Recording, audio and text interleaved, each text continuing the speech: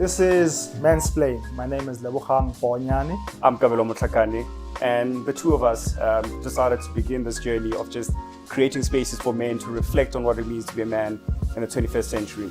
Our task is really to journey with men, listen to different stories, but to create an environment where we can all just learn and grow with each other. It's a journey. Yep. So if you're interested in mansplaining about their spirituality, their traumas, and all things important about being a man in the 21st century, it's the place for you to come to. Mxnzplain is for me, for you, it's for all of us. So join in and be part of our journey.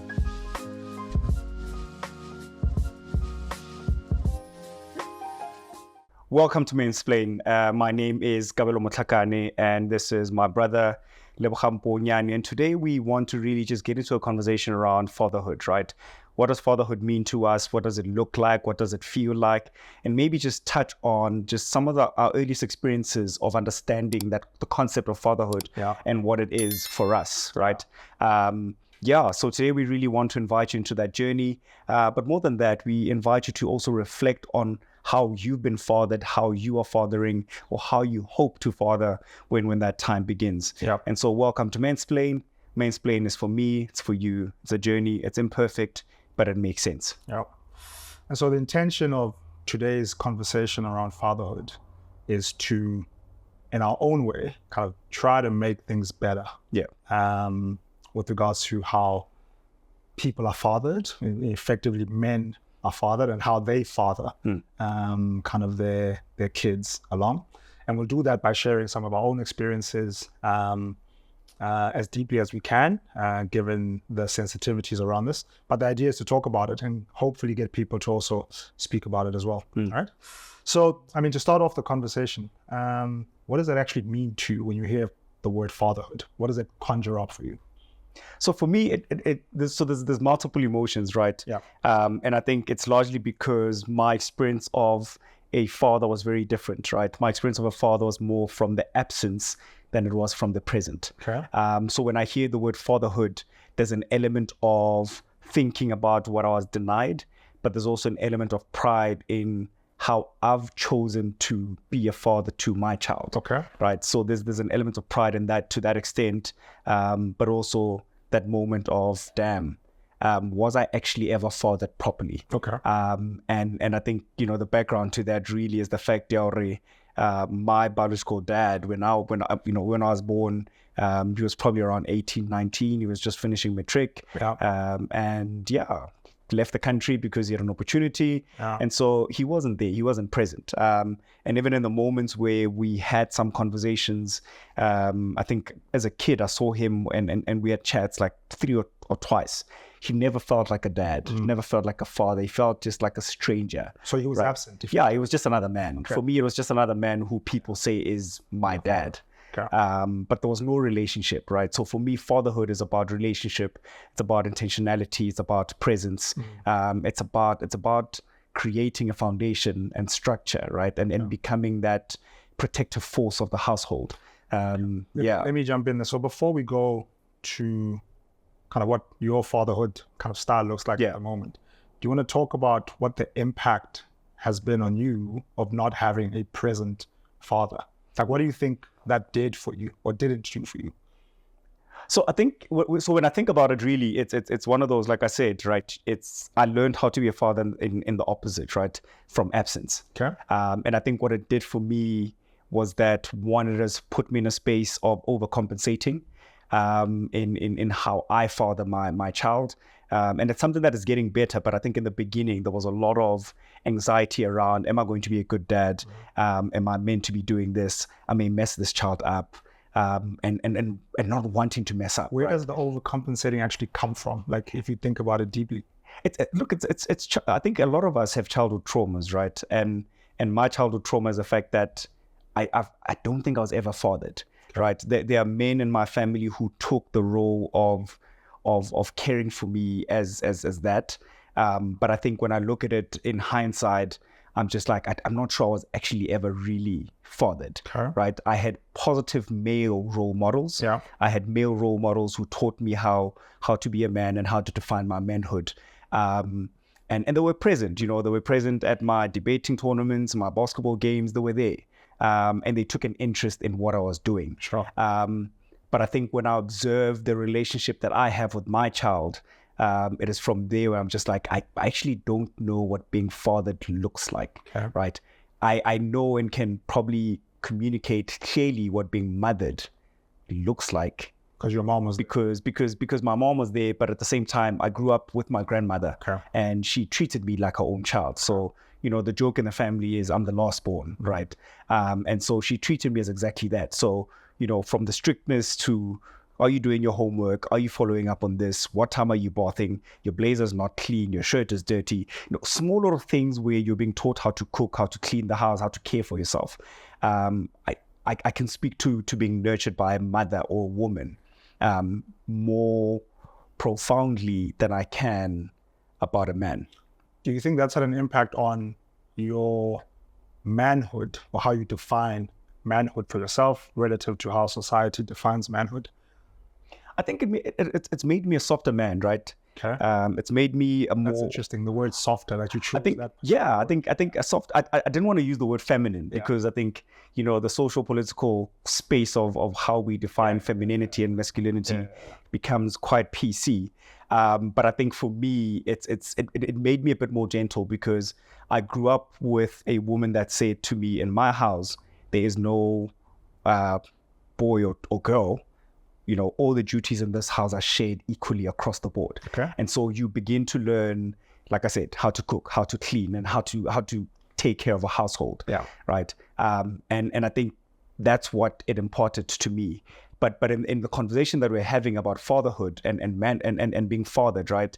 It's really just about the fact that most men in society, specifically in the Black community, do not actually know what being fathered looks like, right? I mean, because we're assuming that most boys / young men don't have a father figure in their household. Don't have present fathers, right? Both not, well, one father's not being present, but also not in the household, right? Because I think there's a very different element of what happens when you're being raised by your father and that individual lives in the home and comes home every night. As he's there every day. And he's there every day, right? And where the father is there, but he does not live with the family. He's outside, and sometimes even has his own family outside there, right? Yeah. And so that brings about a very different dynamic to fatherhood, right? And I think for me, some of the things that I've found is that there's always been the stereotype around what black fathers or black dads look like and present as in society, right? Okay.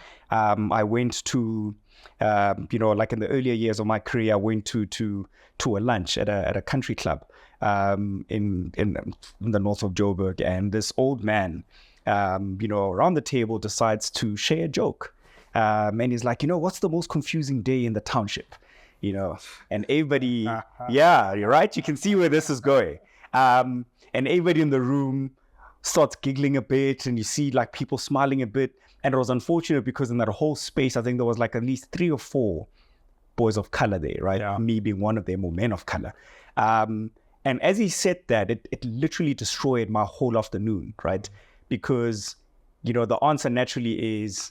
Forget Father's Day. Right? Yeah, it's Father's Day, right? And it's just like, is that how little they think of us when it comes to caring for our kids, right? And for me, it was statements like that really got me thinking around the type of father that I want to be, right? Mm-hmm. I don't want to be the type of father that's seen as a deadbeat, right? Okay. Immediately when you go into society, it's like, what's a deadbeat?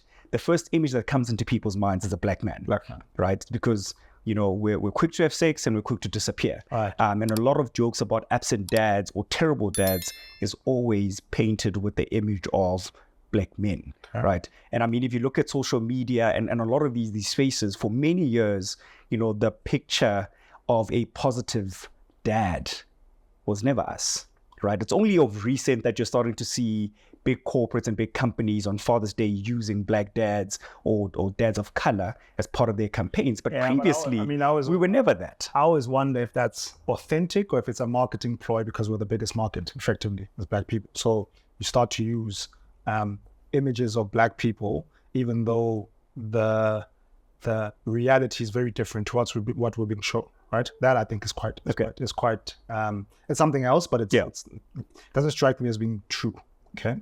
But the thing that is, from some of the stuff that you're raising that I think is important to maybe talk about is, okay, so we have all these young men that grew up without present fathers. Yeah. Like, what happens to those young men in society as they grow up without present fathers? If you go beyond the point of, they also become like their fathers, right? But there's ripple effects in terms of stuff, right? So some of the things that I can think about is, it's important for, regardless of how people think about things socioeconomically, it's important for a boy to have another man in the house to kind of raise them. Because there's certain things that men go through by themselves. How did that play out for you, though? So I mean, my dad was present. Okay. My dad was there all the time. And their experiences and life choices, I think I've been able to make in my life, which have been positive and some maybe not so positive because I had my dad there, number one. But number two, I could always fall back on my father, right? When there were things, especially as a young boy, growing up, because he was kind of like a role model to me. I mean, in one of the episodes, I mentioned that my father for me was my hero, right? For a very large chunk of my life. And so at least I had someone to look up to who was there every day to kind of reinforce this hero-ness thing, right? Whether the examples that he was giving to me were positive or not, at least I had that to hang on to. And I often wonder if like kids who grow up without that, what kind of happens for them, right? Naturally, you look outside, effectively. And does looking outside always turn into a positive experience? So, I'm not an expert on what it's like to not have your father there. But what I would imagine is, there's an element of feeling lost as a boy specifically, right? And this is not to take away from the mothers, by the way, right? This is conversation specifically about the fatherhood thing. It's not saying the mother can't play the role of the father, especially like that's not what we're touching on. Touching on there's a male figure in the household that is there every single day, and therefore the impact of that is X. In my experience, if I take myself, for instance, if I look at my brother, I look at my sister, I look at my friends that had their fathers there, it's been largely positive for their for creating an experience and expectation of what fatherhood should look like for themselves, effectively, right? Largely. So when I hear your story of someone who didn't have that example, I wonder, like, how did that play out for you when you yourself were thinking about becoming a father, and how it led to you actually becoming a father, and how you then started to father your own child? So I think, like you said, right, we look outside, and I think I did a lot of that. Like when I think of the people that I used to look up to, it was largely men whose behavior and persona and dress code or sense of style resonated with me. And so I started to look at the men around me, and I started asking myself, okay, what do I like about this one, right? Like one of my uncles, very charismatic man. Like when he walks into a space, you know he's there, right? When Rapula walks in, he's the life of the party. He's very loving. He's very energetic. He's the party guy. Okay. And then I look at my uncle, who played largely the role of dad to me. Very calm personality, very grounded in spirituality and God, and generally, like I'd ask for a pair of jeans. I'd be like, "Hey, Papa, hey, Papa, but I was angling for a pair of Levi's, and my dad, being my dad, well, my uncle, would be like, you know what, let me pray about it. And as a kid, you don't understand, like when somebody says to you, let me pray about it, it's just like it's a gene. You go to work, you earn money. What is there to pray about? You do have the cash, right? And so I then looked at that and I was like, okay, there's elements of him that I really liked, but there's certain things about my dad that I as a kid I didn't like, right? Because I was like, okay, nice guy, he loves God, he's very religious, he's big into this God story thing, and he lives it well, right? I mean, my friends call him St. Patrick, like that's his nickname. But at the same time, I was like, I'm not sure he enjoys life. Like there's so many rules and guardrails around what he does, when he does it, who he does it with, that I find limits him from experiencing life in its fullness, right?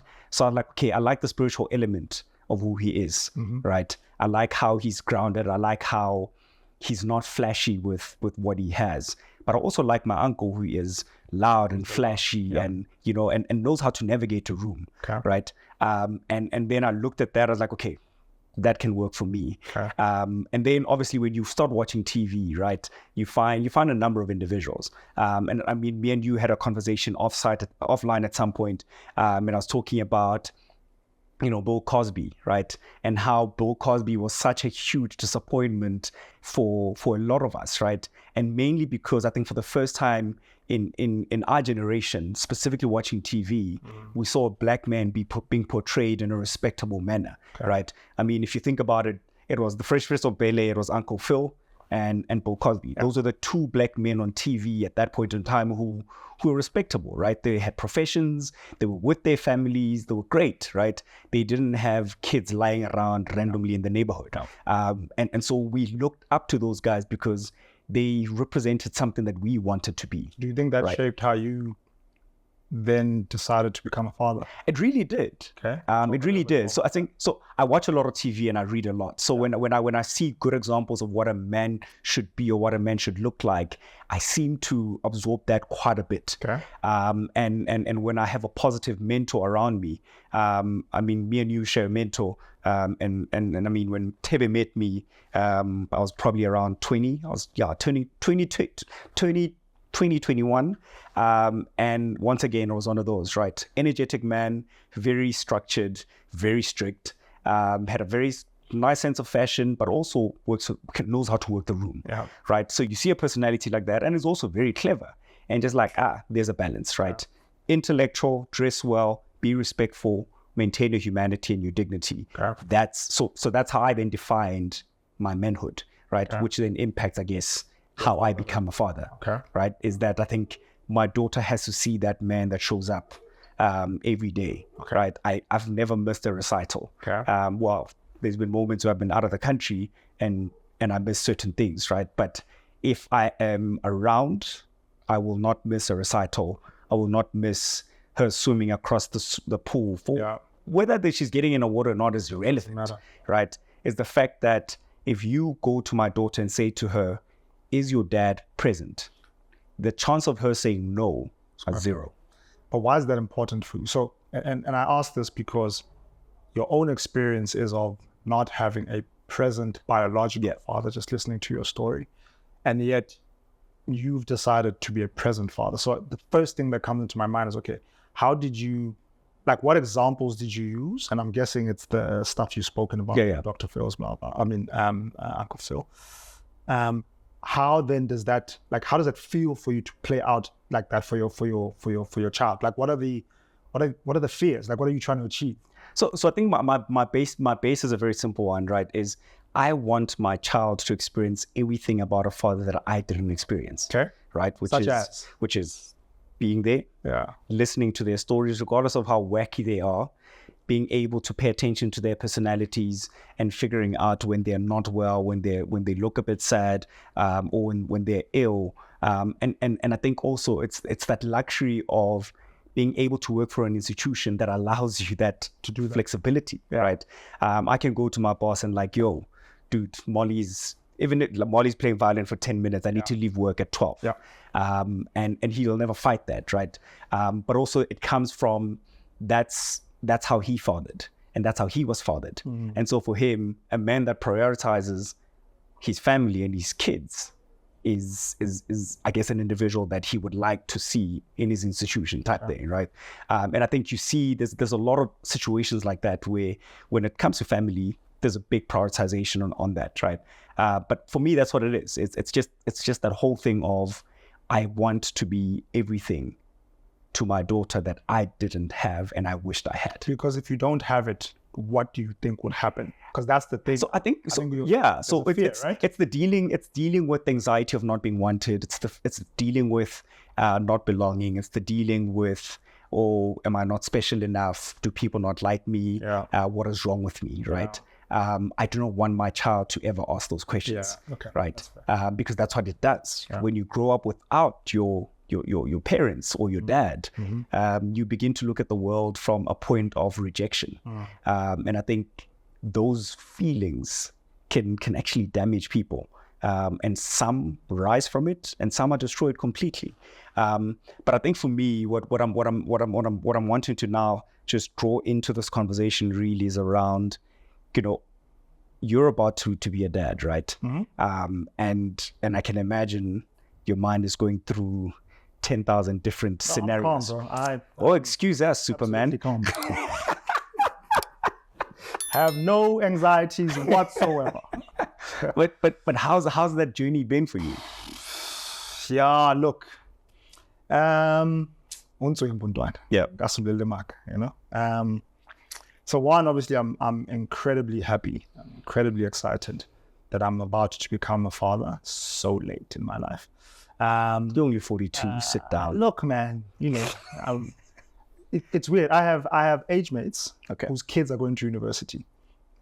So in my head, I'm like, but anyway, to answer your question, I'm happy, but there are anxieties there, because what it's done for me is it's held up a mirror to be like, okay, have you ever thought about what kind of father you want to be? Like, what kind of father do I actually want to be? And I thought about it, or I realized now that I thought about it, but it was very like surface level stuff. It's like, I want to be there for my child. I want to provide for my child. I want to make sure my child is safe. Yeah. But I think those things are like the obvious things, right? There's a question that I was asked recently when I went to go see my psychiatrist. It was like, okay, what is your parenting style going to be like? Yeah. Man, I've never heard that before. Like it's like parenting style keying. Like, okay. So now I've had to think about, kids come, we feed them, we clothe them, we make them go to school, they grow up. Exactly, they grow up and they, go and conquer the world, right? Probably not. Yeah. Right. So now what I've been thinking about is, how present do I want to be? Okay. Right. So the reality is the world, especially the corporate world or for entrepreneurs, etc., it's not structured for, at least the way I see it, it's not structured for parents, male or female, to always be there for their kids, unfortunately. Right? Like it's not, I think you're in a really fortunate position that you have that leeway. Yeah. Right? Most people do not. That scares me. Right? Because what it's saying to me is the choices I've made for the type of life I want to live, especially because of my vocation. I mean, I work for myself, we run businesses, we do all sorts of things. They're going to impact my child, those choices. And then the question is, am I willing to change them if what I am saying is true, that I want to be a present father for my child? So I want to be able to go to recitals. Yes. I want to be able to go watch my kid swim. I want to be able to watch him play soccer. I want to be there when he gets into his first fight and be like, why are you assuming he's going to play soccer? Something, man, it's just an example, right? That kind of thing. Yeah. I don't know if that's possible. Okay. Because even though my dad was a present father, my father's never been to a soccer game of mine. Okay. Ever. My dad was there every day. Yeah. Right? My dad has never seen me run at school because that's just not the way this thing was set up. My dad was a traffic officer, but he's on the road all day. He needed to be somewhere. Sports day, your parents must come. I'm sure like 10% of the kids had their parents there. Right? That scares me because what I do realize is even though he was present, there's certain things that he wasn't there for. But how did that make you feel though? Those moments in your life where you're like, you didn't see me run, you didn't see me play luckily, because it was the norm with the people that I went to school with, that our parents were not there, we kind of figured it out and we didn't really expect it. So it wasn't a big deal, right? But I imagine if it was the reverse, where I was one of the few kids whose parents did not show up, I think it may have impacted me quite differently, and therefore impacted the relationship that I had with my father. Okay, so that's the one thing. It's like, I worry about that now, and so I've gone into this thing where I'm now asking myself, like, okay, for other people who have children and they want to be amazing fathers, but the world around them is not structured for them to do that. What do they do? Sure, right?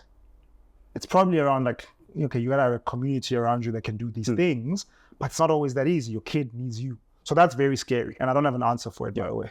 But I think for me, it's maximizing moments when you are there, right?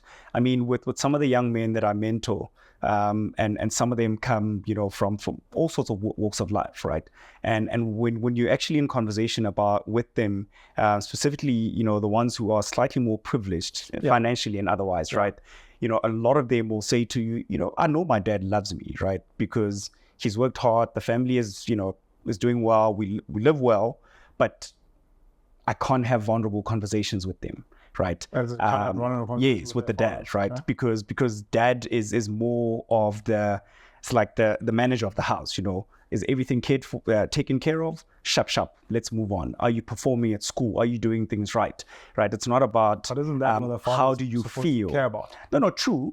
There's an element to that, but I think there's the other side to it is that it can't always be a thing of, are you performing? What are the results, right? Because I think that's what a lot of men who are in those positions where they take up the role of providing do a lot is focusing too much on the timelines and the performance, I guess the tangible stuff, right? The results, as opposed to the emotional, as opposed to oh, you lost a soccer game. How do you feel about that? Instead, the conversation will be, you'll play better next time, or maybe you need to just toughen up a bit, show up for practice earlier. Maybe you need new soccer boots, or we need to get you extra lessons, right? Okay. And for me, that is, yes, you are responding to the soccer game being lost, but you're not engaging. How did it make you feel? And I think for me, those are some of the conversations that a lot of boys wish they could have with their dads, right? Is how they felt about a moment in their life, a moment at school, a moment with a friend, that first moment of being rejected, be it for whatever, right? Soccer team, by a girl. These are conversations that we don't have, right? And I mean, even when I reflect on, the whole, when I came of age, my uncle, who, like I said, who played the role of dad, didn't largely want to talk about females, right? If anything else, he drew me a triangle, right? And my little brother got the same talk, and we actually laughed about it. And he literally drew a triangle, and he said in the triangle, at the top, it's God, then it's you and your partner. And so as you get closer to each other, the sides of the triangle close. And then once they are all closed up in the middle, then it's the trust, it's the companionship, it's the relationship, that's all the good stuff, right? And it's like, but when you start derailing from your relationship and you're with Smongi, Len Tabiseng, mang, the shape starts to look funny. And then his whole thing was, what type of shape do you want to create with your life? Right? Because now the triangle... That sounds like a good conversation. It does, but it's not practical. Like you're a boy in high school, you're starting to see girls differently, right? Okay. And now they're telling you about a triangle in marriage. And at that point in time, you're just like, I actually just want to go to I just want to go to movies with Smang. Oh, okay. You know what I mean, right? Okay. And my uncle, on the other hand, was the person that put condoms on the table. Was like, this is a condom. This is what it does. When you meet a girl, these are the things that you need to be conscious of. This is how sex works, right? It's like, if you're not ready for it, don't go into it. But if you're all going to do it, these are the things that you need to make sure you've put in place, right? So I think I got the best of both worlds, because you're having the very strict, very conservative and the wild one, right? In one, in I guess, feeding in the same environment. That environment, right? And I think for me, those are some of the chats that fathering involves, right? I'm raising a girl child, and I know, I've never had that chat with my father. Okay. So my father, like again, my dad was present, was there, but there were clearly, now that I'm actually speaking to you and thinking about it, there are like clearly boundaries. Yeah. Right? We'd never had a conversation around, Donak, when this situation comes up, here's what you do. Yeah. But I think it's also because it's partly his background, his kind of upbringing.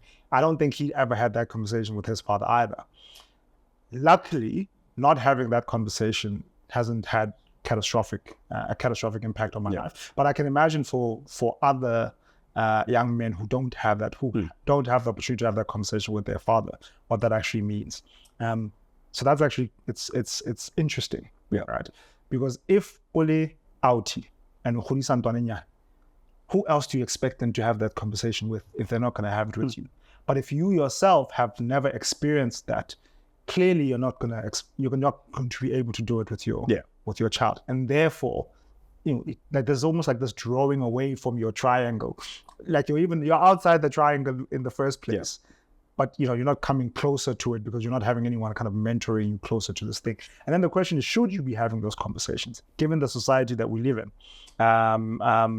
South Africa, should fathers be having that conversation with their kids, or should they leave it up to the schools, for instance? Look, I think if you look at the stats right around gender-based violence, and why men become abusive, and when men have become abusive, and little boys have become abusive.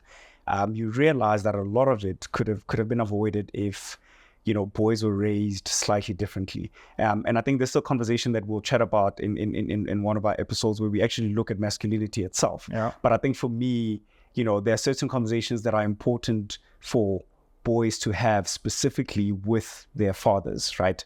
Or with the men in their lives. And I understand that there's many circumstances where it may not just be an issue of a deadbeat who just left and went to go buy milk, but it could also be a situation of, just the child, a dad passed away, and therefore there's a void, right? But I think these are important conversations. Okay. So this is interesting. So just to think about, as we wrap up a little bit, what we've been spoken about. So the element around present fatherhood, and the impact that can have on boys' lives effectively, right? Because like it's a conversation around men and the kind of men that those boys then become. So, people should, or at least what we would like to encourage people to think about is like, okay, what does that do to society if the man is not present? Number one, but also number two, if the man is present, what are the guardrails and the way you decide what you speak to, what you do for your kid and what you don't do? And the one that's kind of sitting in my brain, in my head, and actually bothering me because it's a real thing, just because I'm about to become a dad, is like, if my world is not structured in such a way that I can be always present, what is the workaround for that? Okay, so that's like one bucket of things. Second bucket is like, okay, what examples do you want to give your child in terms of fatherhood? And where do you find those examples? And can you actually be that example if you yourself didn't have that around you? So there's a problem clearly in our society with absent fathers. What does that do for kids? And how do you kind of help them to bridge that gap? That's really, really important. And I think maybe we should actually have an episode on this a little bit later. I'm not sure if there's anything else that you want to touch on. So I think for me, one of the things that I think I'd like to share, because it feels important, is really just like the beginning moments of my journey as a father, right? They were wild, right? Okay. So I think, and this is what, let me not give any disclaimers, but what it really was I think for you've had the privilege of the 9 months, yes, right? The 9 months of watching your wife fall pregnant and then growing and nurturing the child and getting the house ready and whatever it was. Yeah. And I think for me and my wife, it was a very different experience, right? Yes. And at that point we had been dating for quite a while, and she had started the process of adopting. And you were ready to become a father when that conversation happened? In my head, I thought I was, right? Because I've always wanted a family, and I've always wanted to be a good dad. So I think a part of me was just like, I'll do well. I know how to nurture a child fairly, right? And so literally we get a call to say to us, we found a match, right? And we were given, I think it was 48 hours to make a decision. Yes. So we're told we found a match, you have 48 hours to give us, to say yes or no, right? My wife comes home and she's like, yo, this is what's happening. We're like, okay, she's ours, right? We agree. And then we're told, okay, you need to come fetch the child. So literally in a very short space of time, and we were lucky, and I think we got 48 hours because it was a public holiday the following day, right? So there I am running around baby city, we're buying stuff, we're sorting out a room that was not even meant for a child, we're now moving beds, we're getting a cot in. It was wild. And then next thing, we're on a flight to Cape Town to go fetch this little girl. Were you mentally prepared? Not really. But I think it happened so quick that there was excitement and fear at the same time, right? And you just like, flip, what does this mean, right? Yeah. So we fly to Cape Town. We meet with the team that was handling the adoption process, and then we go to for Molly to be handed over to us.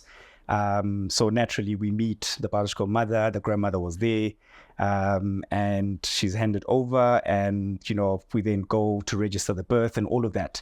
And I mean, when we got her, she was, I think, 2.5 months old. And that is part of the reason why they don't give you that time, the time to think, because for them it's the child has to be placed in a safe space as quick as possible so that they grow up within that space. So we got her as a very tiny little human, right? And for all terms and purposes, that's my daughter, right? That's the child that I feel God and Madimbak have chosen for me, right? But I think even for me, that was scary, because I didn't have the time to prep. I didn't have the time to think about it. I literally became a father in the space of like 3-4 days. Were you ready to be a father at the time? I wasn't. And I even said to my wife that I think I'm ready to be a father now, right? If we were to slow things down, I would only be ready to be a father and a husband where I am right now, right? Okay. But when those moments happened, it was scary. It was a lot. I freaked out. I was excited. I love this little girl. And I think, when the child then comes home, they're not sleeping. You have to feed them. You have to wake up in the middle of the night. You have to show up for work and still be good at what you do. And you're getting tired. Your partner's getting tired, and the fights begin, the arguments begin, and the home becomes uncomfortable, right? And I think we then hit that point where it's just like, this is not working. And I left. I had an apartment, so I moved back into my apartment. And you guys married? No, we were not married at that point. We were still dating. I was just like, nah, I'm not cut out for this, right? So I walked away, and I think the whole time I was away, like that 4 months, was probably the toughest moment for me, because all I wanted was to be next to my child. Nice. But now I'd made this big decision to run away. And I was like, how do I go back, right? And I remember when we sat down, we had a conversation, and she was like, look, I'm happy for us to give this another try, but it depends on one thing. How Molly responds to you when you arrive will be the determining factor. And, you walk in, and a child changes a lot in 4 or 5 months. And there she was in her bedroom, sitting there, and I mean, like the nerves, the anxiety the day before, seeing her, it was almost like I was going for an interview, right?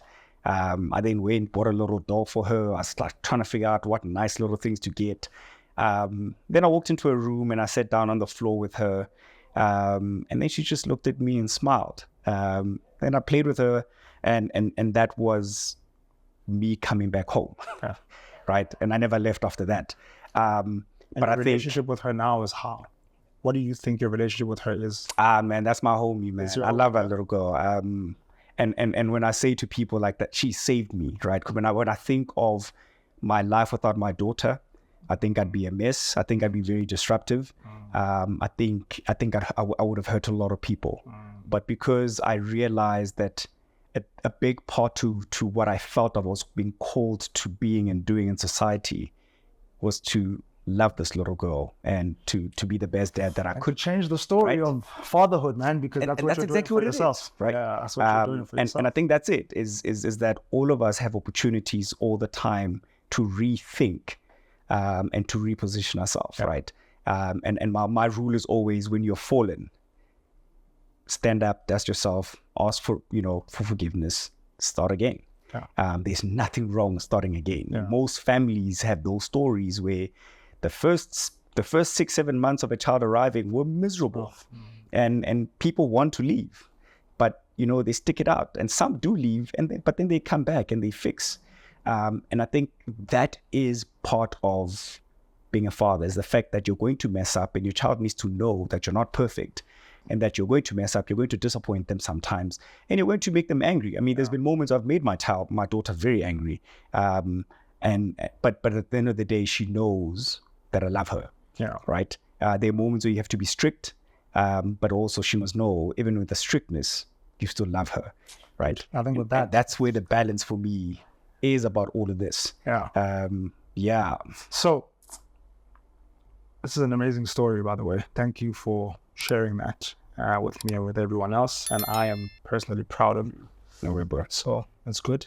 I think that's a good way to kind of wrap it up and to say to people, look, it is incredibly important that we show up as fathers for our children. It is imperative, regardless of the situation, to show up for these beings that God has given us to nurture and to take care of. And we can definitely do it, because the spiral of not being there is something we can no longer afford as people in general, but most important. And we're worse off in that spiral. We are worse off. Yeah, we're worse off. With that, this is Mxnzplain. Thank you very much. Tune into the next episode. I am Lebogang and Kabelo Motlhakane. Re a leboga, and see you next time. Mxnzplain.